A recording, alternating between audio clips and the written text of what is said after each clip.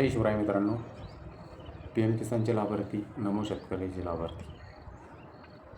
आजपर्यंत आपली KYC असो, कल्याण सेडिंग असो का आधार बँक स्टेटस असो, हे कसं जाणून घ्यायचं आहे. ज्या PM किसान लाभार्थ्यांना आजपर्यंत हप्ते नाही मिळाले त्यांनी आपलं स्टेटस ऑन आहे का, काय बंद पडलेलं आहे, काय चालू आहे, आपल्याला कसं जाणून घ्यायचं आहे, तर आपण या व्हिडिओच्या माध्यमातून जाणून घेणार आहोत.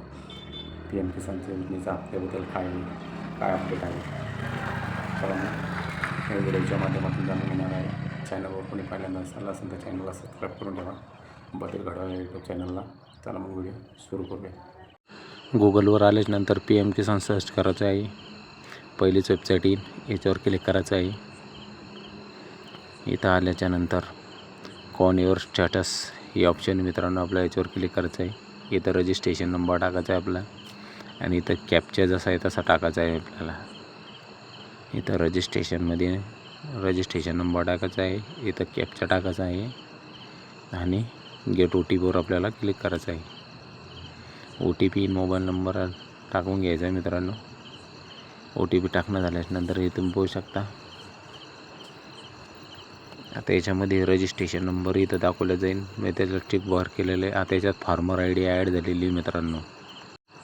फार्मर ID या शेतकऱ्यांना रजिस्ट्रेशन कधी करेल आहे, 2024मध्ये करेल आहे मित्रांनो. या शेतकऱ्याला 7 हप्ते आतापर्यंत जमा झालेले आहे. या शेतकऱ्याचं तुम्ही लँड सेडिंग येस आहे, KYC येस आहे आणि आधार सेडिंग येस आहे.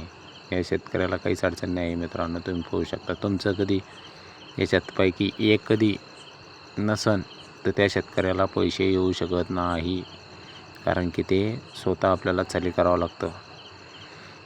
आणि ज्या शेतकऱ्याचं बंद पडलेलं आहे, परत मित्रांनो FD हो प्रोसेस बिन येस पाहिजे.